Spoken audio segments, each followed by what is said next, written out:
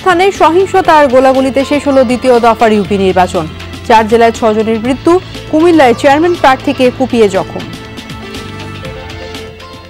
দোকানপাট লুট করেছে, ঘরবাড়ি সব লুট করেছে। আমাকে প্রায় 20-30 জন হাসপাতালে ওরা আমাদের বাড়িঘর হামলা করে আমার লোকজনের শেষ কাছে। বগুড়া মেডিকেলে অক্সিজেন মাস্ক খুলে নেয় রোগীর মৃত্যুর ঘটনায় পরিচ্ছন্নতা কর্মী ধলু ঢাকায় গ্রেফতার। বকশিসের 50 টাকার জন্য সংযোগ বিচ্ছিন্ন করে সে। প্রতারণার বিষয়ে সামনে আসায় চুয়াডাঙ্গায় জিওফি নামের প্রতিষ্ঠান খুলে বসে আদিয়ান মার্ট চক্র। হাজারো মানুষের টাকা লোপাট, রিমান্ডে গুরুত্বপূর্ণ তথ্য পেয়েছে পুলিশ। জ্বালানি তেলের মূল্যবৃদ্ধিতে হিলি স্থলবন্দরে পণ্য পরিবহনে বিশৃঙ্খলা। ট্রাক প্রতি ভাড়া বেড়েছে 4 থেকে 5,000 টাকা। এত টাকা খরচ করে গাড়ি চালানো তো মনে করেন যে টাকা না পেলে তো চালাবে না। গাড়ি চালাতে পারছি না, হিমশিম খাওয়া যাচ্ছি।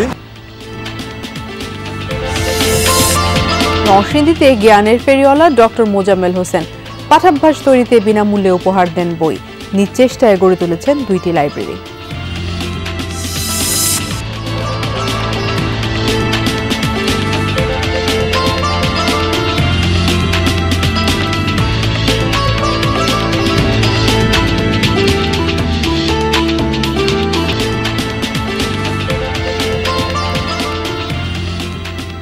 শুভেচ্ছা আমন্ত্রণহীন বিরতিহীন সংবাদ সাদেশে আপনাদের সাথে আছি টুম্পা হাসান। সংঘর্ষ, ধাওয়া পাল্টা ধাওয়া, বোমা বিস্ফোরণের মতো অনাকাঙ্ক্ষিত পরিস্থিতির মধ্য দিয়ে শেষ হলো দ্বিতীয় ধাপের ইউনিয়ন পরিষদ নির্বাচনের ভোট গ্রহণ। 4 জেলায় সংঘাতে প্রাণও গেছে 6 জনের। সহিংসতার বেশিরভাগ ঘটনায় ঘটেছে আওয়ামী লীগ ও বিদ্রোহী প্রার্থীর কর্মীদের মধ্যে। ভোট জালিয়াতির অভিযোগে কিছু জায়গায় নির্বাচন বর্জনের ঘোষণাও এসেছে। এর মাঝেও 835 ইউনিয়নের বেশিরভাগেই মোটামুটি শান্তিপূর্ণ ভোট হয়েছে। দিনভরই দীর্ঘ ছিল ভোটারদের লাইন।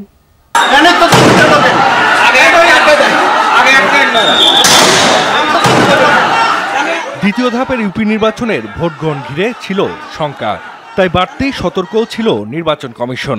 তবে তাতে থামানো যায়নি সংঘাত। ভোট শুরুর ঘণ্টা দুয়েক আগেই উত্তপ্ত হয়ে ওঠে নরসিংদীর রায়পুরা উপজেলার বাঁশগাড়ি ইউনিয়ন। আওয়ামী লীগ ও স্বতন্ত্র চেয়ারম্যান প্রার্থীর সমর্থকদের সংঘর্ষে গুলিবিদ্ধ হয়ে নিহত হন 3 জন, আহত হন বেশ কয়েকজন। আমরা হাজার হাজার শত শত লোক বন্দুকটা গুলি করছে। আমরা মহিলারা সবকে দেখেন কত হাজার হাজার লোক আছে কেন্দ্রের ভিতরে দেয় না, ঢুকার জন্য দেয় না। খুন করে সেরা যদি পাবলিককে ভয় ভীতি দেখানো হয় তাহলে পাবলিক আর যাইতো না। এই তারা এই পথ বাছছে না। কুমিল্লার মেঘনা উপজেলার মানিকাচর ইউনিয়নে 2 চেয়ারম্যান প্রার্থীর সমর্থকদের মধ্যে সংঘর্ষ বাধে। গুলি ও কুপিয়ে হত্যা করা হয় মোহাম্মদ শাওন নামে একজনকে। একই উপজেলার চালিভাঙ্গা ইউনিয়নে প্রতিপক্ষের হামলায় আহত হন এক স্বতন্ত্র চেয়ারম্যান প্রার্থী।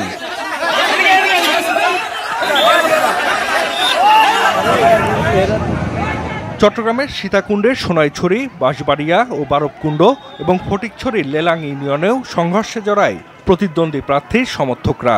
বোমা বিস্ফোরণ ও গোলাগুলির ঘটনায় কিছু এলাকা পরিণত হয় রণক্ষেত্রে। ফটিকছড়িতে প্রাণ গেছে একজনের। কক্সবাজার সদরের খুরুশকুল ইউনিয়নে 2 মেম্বার প্রার্থীর সমর্থকদের সংঘর্ষে প্রাণ গেছে একজনের, আহত হয়েছেন অন্তত 15 জন। তেতইয়া সরকারি প্রাথমিক বিদ্যালয় কেন্দ্রে সংঘর্ষে গুলিবিদ্ধ হন মেম্বার প্রার্থী শেখ কামালের ছোট ভাই আক্তারুজ্জামান। হাসপাতালে নেওয়া হলে চিকিৎসক তাকে মৃত ঘোষণা করেন। মাদারীপুরের কালকিনি উপজেলার সাহেবরামপুর ইউনিয়নে সকালে একটি কেন্দ্রে আওয়ামী লীগ ও স্বতন্ত্র চেয়ারম্যান প্রার্থীর সমর্থকদের মধ্যে সংঘর্ষ হয়। এ সময় হয় ককটেল বিস্ফোরণ। পরিস্থিতি নিয়ন্ত্রণে পুলিশ ও বিজিবি কয়েক রাউন্ড ফাঁকা গুলি ছোড়ে। এছাড়া শেরপুর, শরীয়তপুর, নোয়াখালী, মেহেরপুর সহ বিভিন্ন স্থানে সংঘর্ষ হয়েছে। অনিয়মের অভিযোগ তুলে ভোট বর্জন করেন অনেক প্রার্থী। এদিকে বিভিন্ন কেন্দ্রে সকাল থেকেই দেখা যায় ভোটারদের লম্বা লাইন। বিশেষ করে নারী ভোটারদের উপস্থিতি ছিল চোখে পড়ার মতো। শান্তিপূর্ণ পরিবেশে ভোট দিতে পেরে খুশি ভোটাররা। ভোট দেওয়া হয়েছে নিরিবিলি, পরিবেশ প্রশাসন খুব সুন্দর। ভোট দিতে আসলাম, পরিবেশ খুব ভালো, ভোট দিলাম, কোনো বাধা বিপত্তি নাই। শান্তিপূর্ণভাবে ভোট দিতে পারতেছি। সারাদিন যেন এইভাবে ভোটটা জনগণ দিতে পারে এই প্রত্যাশা করতেছি। দ্বিতীয় ধাপে ভোট হচ্ছে 835 ইউনিয়নে। এর মধ্যে বিনা প্রতিদ্বন্দ্বিতায় চেয়ারম্যান নির্বাচিত হয়েছেন 81 জন। জাহিদ হাসান, যমুনা নিউজ। দ্বিতীয় ধাপে ইউনিয়ন পরিষদ নির্বাচনের ভোট গ্রহণ শেষে এখন ভোট গণনা চলছে। সহকর্মীদের কাছ থেকে জানবো সেই বিষয়ে। প্রথমেই যাচ্ছি কুমিল্লায়, খালেদ সাইফুল্লাহ যুক্ত আছেন সেখান থেকে। খালেদ, দিনভর তো হামলা সহিংসতায় বেশ উত্তেজনা ছড়িয়ে পড়েছিল নির্বাচনী এলাকায়, এখনকার পরিস্থিতি একটু জানতে চাইবো কেমন দেখছেন এবং সেই সাথে ভোট গণনার কি অবস্থা?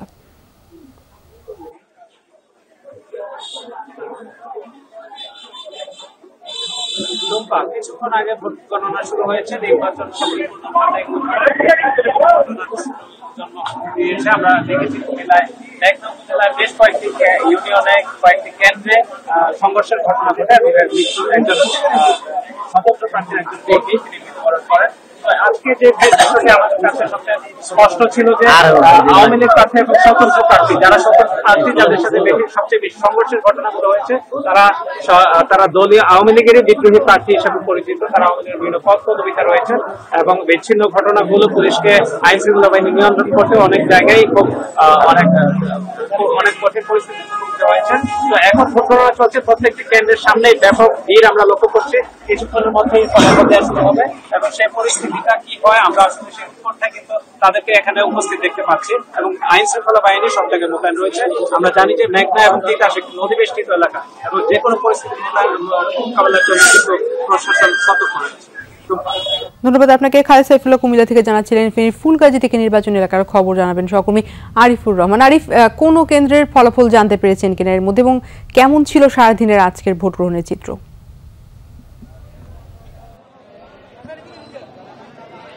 টুম্পা, আমি এই মুহূর্তে রয়েছি ফুলগাজীর জিএম হাটের নূরপুর আব্দুল হাকিম ভূঁইয়া সরকারি প্রাথমিক বিদ্যালয় কেন্দ্রে।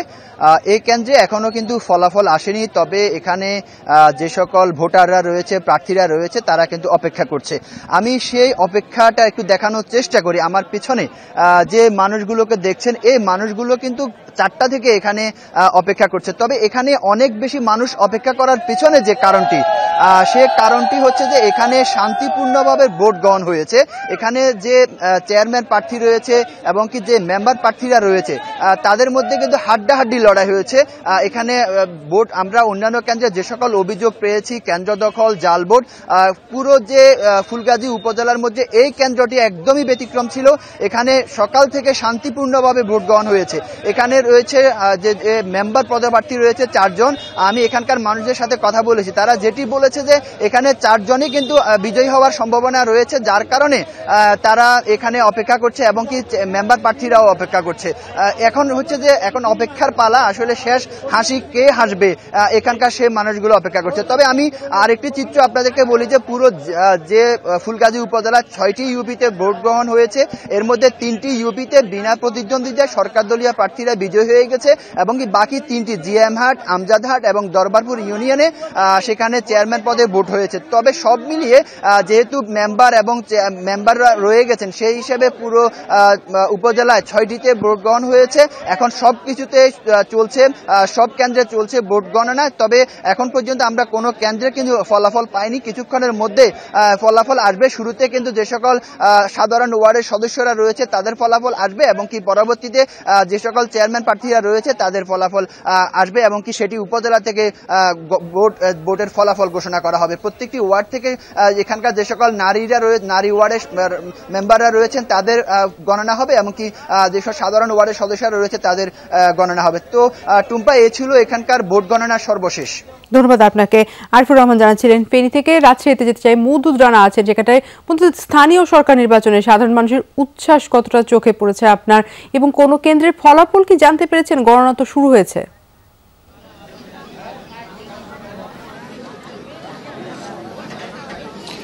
টুম্পা, এখন পর্যন্ত কেন্দ্রের ফলাফল সেটি আসলে শোনা সম্ভব হয়নি, কারণ 4টার পর থেকে ভোট গণনা শুরু হয়েছে। এখনও ঘণ্টাখানেক লাগবে এমনটি বলেছেন প্রিজাইডিং অফিসাররা। রাজশাহীতে 2টি উপজেলায় এবার 15টি ইউনিয়নের ভোট হচ্ছে এবং 154টি কেন্দ্রে ভোট অনুষ্ঠিত হয়েছে। কোনো ধরনের অপ্রীতিকর ঘটনা ছাড়াই আসলে এই ভোটগুলো অনুষ্ঠিত হয়েছে।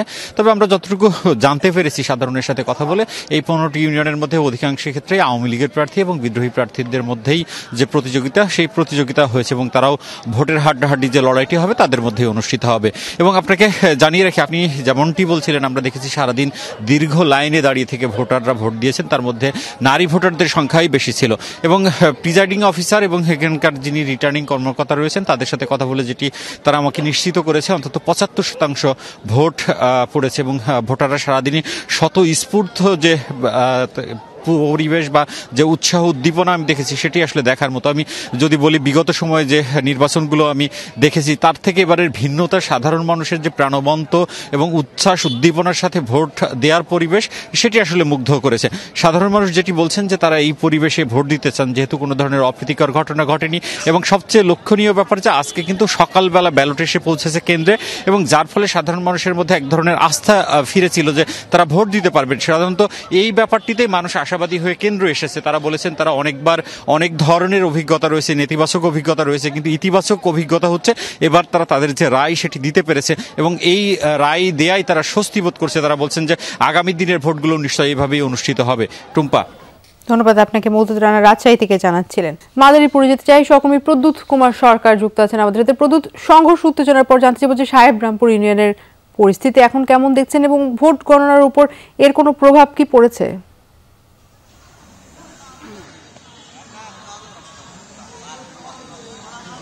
হ্যাঁ টুম্পা, প্রভাব পড়েছিল। আমরা দেখেছি যখন সংঘর্ষের ঘটনাটি ঘটে সেই মুহূর্তে কিন্তু কেন্দ্রটি একেবারেই খালি হয়ে গিয়েছিল। তবে এরপরে পুলিশ প্রশাসন, আইনশৃঙ্খলা বাহিনী বা যেই প্রশাসনিক যারা রয়েছেন, বিজিবি সহ যারা প্রশাসনিক কর্মকর্তারা রয়েছেন, তাদের হস্তক্ষেপের পরে কিন্তু আমরা দেখেছি সেই আন্দাজচার উচ্চ বিদ্যালয়ের যেই কেন্দ্রটি ছিল সেখানে শুধু ভোটার নয়, ভোটারদের উপচে পড়া ভিড়ও কিন্তু আমরা দেখেছি। অর্থাৎ স্থানীয় নির্বাচন নিয়ে যে মানুষের ব্যাপক উৎসাহ উদ্দীপনা, তার একটি উদাহরণ কিন্তু আজকে আমরা আন্দাজচারে দেখলাম। এবং এই মুহূর্তে আমি রয়েছি কিন্তু নবগ্রামের ইউনিয়নের শশীকর উচ্চ বিদ্যালয় কেন্দ্রে। এখানে 1142টি ভোট রয়েছে, এর মধ্যে প্রায় 75 ভাগ ভোট কিন্তু কাউন্ট হয়েছে। আপনি এর মাধ্যমে আমরা যমুনা টেলিভিশনের দর্শকদের দেখা যাচ্ছি, এই যে পরিবেশ দেখা যাচ্ছে কেন্দ্রের সামনে, এটি কিন্তু মূল দৃশ্য নয়। এই বাউন্ডারির বাইরে বা ফটকের বাইরে হাজার হাজার মানুষ কিন্তু ভোটের যে রেজাল্ট রয়েছে সেই রেজাল্ট দেখার জন্য এখন তারা অপেক্ষায় রয়েছে। এবং সব মিলিয়ে যেই উৎসবমুখর পরিবেশ, সেই উৎসবমুখর পরিবেশ কিন্তু আমরা দেখতে পেয়েছি আজকে কালকিনি ডাসারের যেই 13টি ইউনিয়ন পরিষদ নির্বাচন, সেই 13টি ইউনিয়ন পরিষদ নির্বাচনের যে উৎসব সেটি কিন্তু আসলেই চোখে পড়ার মতো। এবং যে উদ্বেগ বা উৎকণ্ঠা ছিল, সেই সকল উদ্বেগ উৎকণ্ঠা কাটিয়ে কঠোর নিরাপত্তা বলের মধ্যে দিয়ে কিন্তু আমরা দেখেছি যে নির্বাচনটি অনুষ্ঠিত হয়েছে। এবং এক্ষেত্রে আইনশৃঙ্খলা বাহিনী, প্রশাসনিক কর্মকর্তা যারা ছিলেন সকলেই কিন্তু আমরা ব্যাপক উপস্থিতি দেখেছি। একই সাথে কিন্তু যারা রাজনৈতিক বা প্রতিযোগী ছিলেন তাদের ভিতরেও কিন্তু স্থিতিশীল পরিবেশ থাকার কারণেই কিন্তু এই ধরনের একটি নির্বাচন সম্পূর্ণ হয়েছে বলে নির্বাচন সংশ্লিষ্টরা আমাদের জানিয়েছেন। ধন্যবাদ আপনাকে প্রদ্যুৎ। মাদারীপুরের অবস্থা জানাচ্ছিলেন। যেতে চাই শরীয়তপুরে, কাজী মনিরুজ্জামান আছেন সেখানটায়। মনির, তুলাশা ইউনিয়নে আমরা দেখেছি বেশ বিশৃঙ্খলা হয়েছে, কেমন ছিল উৎকণ্ঠার এই ভোট গ্রহণ, ফলাফল কি কিছু জানতে পেরেছেন?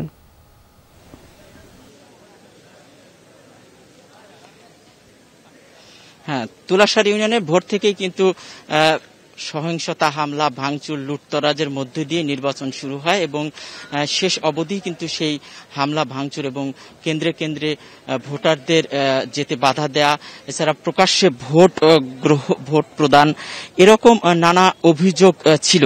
এই অভিযোগে কিন্তু স্বতন্ত্র প্রার্থী জাহিদুল ইসলাম তিনি নির্বাচন বর্জন করেছেন এবং তিনি এই ইউনিয়নে পুনরায় ভোট গ্রহণের জন্য নির্বাচন কমিশনের বরাবর আবেদনও করেছেন। তিনি জানিয়েছেন যে এই ইউনিয়নে তার সমর্থকদের উপর হামলা এবং তাদের কেন্দ্রে প্রবেশ করতে দেওয়া হয়নি এবং তার উপর নির্বাচনী সহিংসতা হয়েছে, এই কারণে তিনি নির্বাচন থেকে সরে দাঁড়িয়েছেন। এছাড়া এই ইউনিয়নে কিন্তু সাংবাদিকের উপর হামলা হয়েছে। ডিবিসির জেলা প্রতিনিধি BM ইসরাফিলের উপর হামলা করেছেন।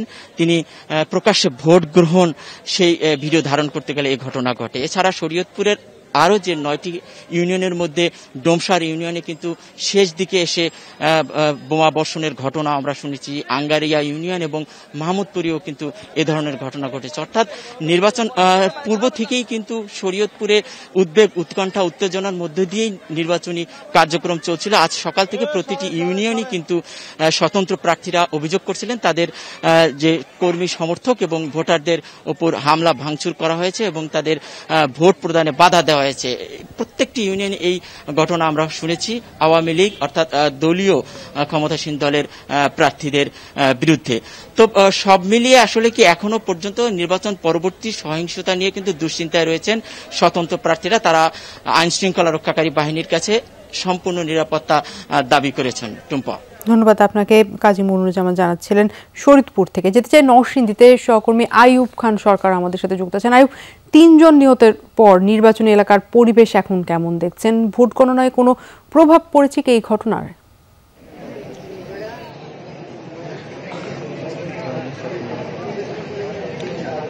টুম্পা, এখানে আসলে আজকে সকালে যেই সংঘর্ষে 3 জন নিহতের ঘটনা ঘটেছে, তো তারপর আসলে এখানে পরবর্তীতে আসলে আজকে এই ভোটের সারাদিন আর এই যেখানে নিহতের ঘটনা ঘটেছে বাঁশগাড়ি ইউনিয়ন, সেখানে আসলে আর তেমন কোনো সংঘর্ষের খবর আমরা পাইনি। আর পাশাপাশি হচ্ছে যে এই বাঁশগাড়ি ছাড়াও বেশ কয়েকটি রায়পুরা উপজেলার বেশ কয়েকটি ইউনিয়নে সংঘর্ষের ঘটনা ঘটেছে। তো তার মধ্যে একটি ইউনিয়ন পরিষদের একটি ভোট কেন্দ্র রায়পুরার বন্ধ ঘোষণা করেছেন নির্বাচন কর্মকর্তা। তো আর পাশাপাশি হচ্ছে যে এখানে আজকে তাছাড়া এখন ভোট গণনা চলছে আর আমরা এখনো কোনো ফলাফল পাইনি। আর প্রশাসনের সার্বিক নিরাপত্তার কোনো ত্রুটি আমরা দেখছি না। এখানে প্রচুর পরিমাণ আপনার র্যাব, বিজিবি, পুলিশ মজুদ রয়েছে।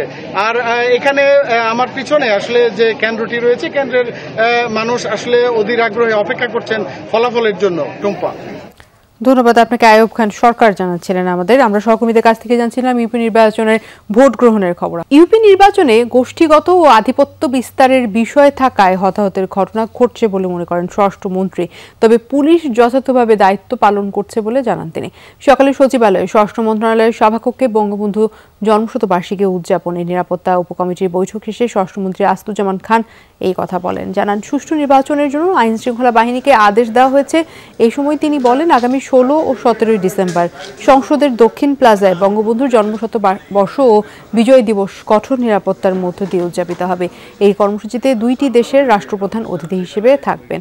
এর পাশাপাশি টুঙ্গিপাড়ায় 24 থেকে 29 নভেম্বর রয়েছে বর্ণাঢ্য কর্মসূচি। এইসব কর্মসূচির স্থান থেকে 1 কিলোমিটারের মধ্যে কোনো গ্যাস চালিত গাড়ি চলাচল করতে পারবে না বলে জানিয়েছেন। এটা গোষ্ঠীর নির্বাচন, আধিপত্যের নির্বাচন, এটা সবসময় একটু ঝগড়াঝাটি হয়েই থাকে। এটা বেশ কয়েকটি জায়গায় আমরা হতাহতের ঘটনা আমরা দেখছি। পুলিশ যথাযথভাবেই আইডেন্টিফাই করেছে তাদেরকে এবং যারা দোষী ব্যক্তি তাদেরকে অ্যারেস্ট করে ফেলেছে ইতিমধ্যেই।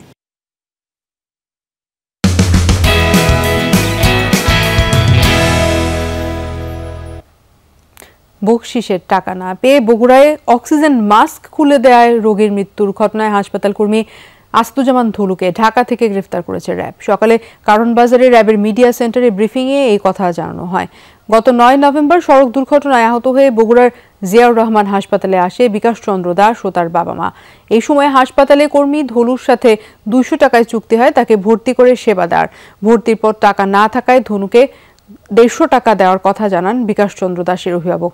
সে টাকা দিতে অপারগতা জানিয়ে এক পর্যায়ে মুখ থেকে অক্সিজেন মাস্কটা খুলে নেয় ধলু।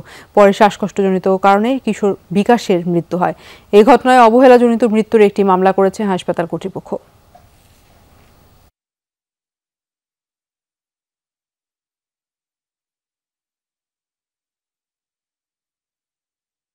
শুধুমাত্র 50 টাকার জন্য সেই ন্যাক্কারজনক একটি কাজ করেছিল।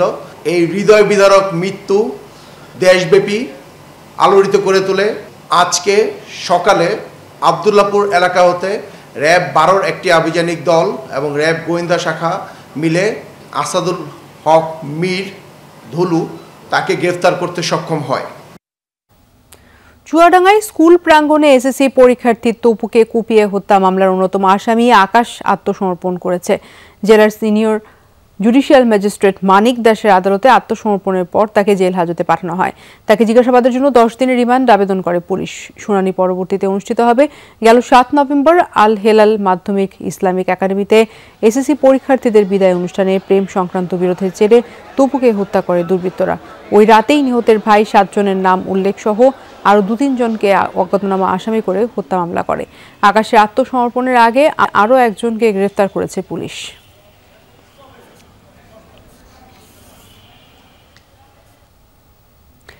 ই-কমার্স প্রতিষ্ঠান আদিয়ান মার্টের প্রতারণার খপ্পরে পড়ে লাখ লাখ টাকা খুইয়েছেন চুয়াডাঙ্গার হাজারো মানুষ। কোম্পানিটির সিইও সহ 4 জন গ্রেফতারের পর অনেকেই প্রতারিত হওয়ার তথ্য দিচ্ছেন পুলিশকে। লগ্নি করা টাকা ফেরত নিয়ে দুশ্চিন্তা বেড়েছে তাদের। এদিকে পুলিশ বলছে রিমান্ডে গ্রেফতারকৃতদের কাছ থেকে মিলেছে গুরুত্বপূর্ণ তথ্য।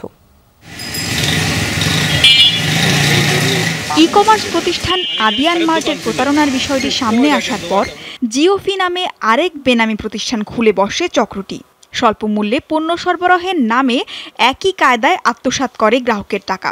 সম্প্রতি গ্রেফতার আদিয়ান মার্টের সিইও সহ 4 জন রিমান্ডে এমন তথ্য দিয়েছে বলছে পুলিশ।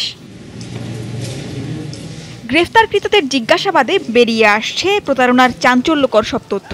টাকা লগ্নি করে অনেকেরই পথে বসার উপক্রম।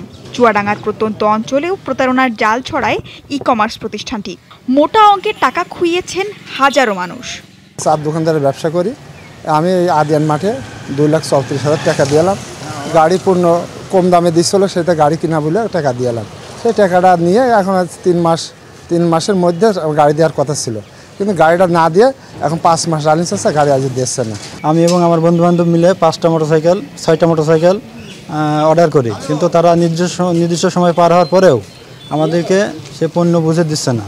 আদিয়ান মার্টের কর্মকর্তারা গ্রেফতারের পর দুশ্চিন্তা বেড়েছে গ্রাহকদের। বিনিয়োগকৃত টাকা দ্রুত ফেরত চান তারা। আমাদের দাবি যে লাভ হতে লাগবে না, যে টাকা দিয়েছি এই টাকা ফেরত দেয়। গ্রেফতার হওয়ার পরে তার আত্মীয়স্বজন এবং তার চাচা আমাদেরকে বিভিন্নভাবে হুমকি ধামকি দিচ্ছে যাতে আমরা আর কেস না করি। গ্রাহকদের টাকা কোথায় কিভাবে আছে তা জানার চেষ্টা চলছে বলে জানিয়েছে পুলিশ। ডকুমেন্টারি কিছু এভিডেন্স পেয়েছি যেটা এই মামলা তদন্তে আমাদের সহযোগিতা করবে। আমরা আর বাকি যে এই টাকাগুলোর উৎস মানে কোথায় গিয়েছে এই বিষয়ের জন্য আমরা অন্য সংস্থার সহযোগিতা নিচ্ছি। র্যাবের কাছেও আছে অনেক অভিযোগ। 7 থেকে 8 কোটি টাকা আত্মসাতের তথ্য পেয়েছে সংস্থাটি। অঞ্চলের যে মামলা সেখানে হচ্ছে 18,52,480 টাকার অভিযোগ। এছাড়াও বিভিন্ন লিখিত অভিযোগ এবং মৌখিক অভিযোগের মাধ্যমে আমরা আনুমানিক 7 কোটি টাকার অভিযোগের আমরা তথ্য পেয়েছি। ই-কমার্স প্রতিষ্ঠানটির বিরুদ্ধে ভোক্তা অধিকার সংরক্ষণ অধিদপ্তরে 3 শতাধিক অভিযোগ জমা রয়েছে। রিমান্ড শেষে আদিয়ান মার্টের সিইও সহ 4 জন চুয়াডাঙ্গা কারাগারে রয়েছেন। সুমাইয়া আরফিন অর্নি, যমুনা নিউজ। পর্যায়ক্রমে ঢাকা থেকে উত্তরবঙ্গের সব রেল লাইন ডাবল করা হবে বলে জানিয়েছেন রেলমন্ত্রী নুরুল ইসলাম সুজন। সকালে টাঙ্গাইল ঘাড়িন্দা রেল স্টেশনের প্ল্যাটফর্ম বর্ধিতকরণ কাজের উদ্বোধনের পর কথা বলেন মন্ত্রী। তিনি বলেন 2024 সালের মধ্যে বঙ্গবন্ধু রেল সেতুর কাজ শেষ হবে। সেতুর কাজ শেষ হওয়ার পর ধীরে ধীরে ঢাকা থেকে উত্তরবঙ্গের সব রেল লাইন ডাবল করা হবে। এছাড়া বঙ্গবন্ধু সেতুর কাজ শেষ হওয়ার আগেই ঢাকা থেকে টাঙ্গাইল পর্যন্ত ডাবল রেল লাইনের কাজ শুরু হবে বলেও জানান তিনি। তবে ট্রেনে কেউ যাতে পাথর নিক্ষেপ করতে না পারে সেই দিকে সবাইকে সজাগ থাকারও আহ্বান জানান মন্ত্রী।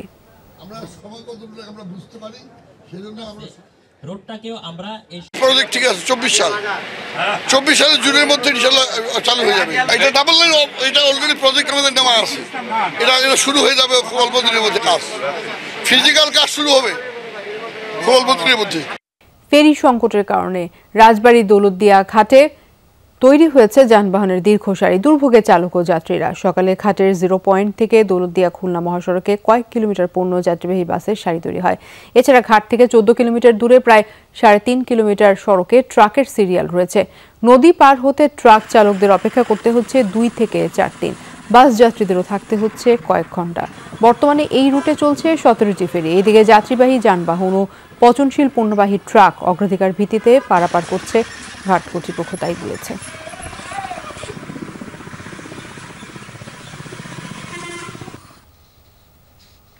ঢাকা ময়মনসিংহ মহাসড়কের টঙ্গী অংশে তুরাগ নদীর সেতুর একাংশ ধসে পড়ায় বন্ধ রয়েছে যানবাহন চলাচল। এতে তৈরি হয়েছে তীব্র যানজট। বিকল্প সড়ক হিসেবে ব্যবহার করা হচ্ছে ইজতেমা মাঠ সংলগ্ন কামারপাড়া বাইপাস সড়ক।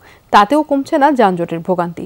বুধবার সকালে ট্রাক যাওয়ার সময় সেতুর মাঝখানের কিছু অংশের ঢালাই ধসে পড়ে। এতে তৈরি হয় বিরাট গর্ত। পরে পুলিশ সেখানে পাটাতন দিয়ে স্বাভাবিক করে যান চলাচল। পরে আবারও ঝুঁকিপূর্ণ মনে হয় সকাল থেকেই বন্ধ রাখা হয়েছে যান চলাচল।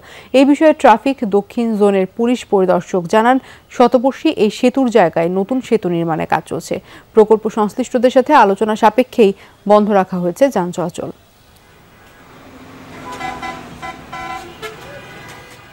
গাজীপুরের কোনাবাড়িতে 2টি কারখানায় অগ্নিকাণ্ড ঘটেছে। দুপুরে কোনাবাড়ি বিসিক এলাকার একটি রাসায়নিক কোম্পানির গোডাউনে আগুনের সূত্রপাত হয়। পরে পাশের একটি পোশাক কারখানাতেও ছড়িয়ে পড়ে আগুন। খবর পেয়ে ফায়ার সার্ভিসের 7টি ইউনিট 2 ঘন্টার চেষ্টায় আগুন নিয়ন্ত্রণে আনে। তবে এর আগেই পুড়ে গেছে পোশাক কারখানার একটি ফ্লোরের মালপত্র। ফায়ার সার্ভিস জানায় এই ঘটনায় কেউ হতাহত হয়নি। ক্ষয়ক্ষতির পরিমাণ জানা যায়নি এখনো।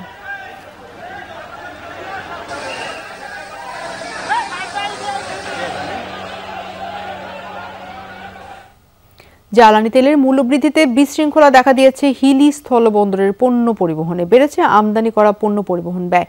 ট্রাক প্রতি ভাড়া বেড়েছে 4 থেকে 5,000 টাকা। ব্যবসায়ীরা বলছেন পরিবহন খরচ বেড়ে যাওয়ায় বিরূপ প্রভাব পড়ছে পণ্য মূল্যের উপর।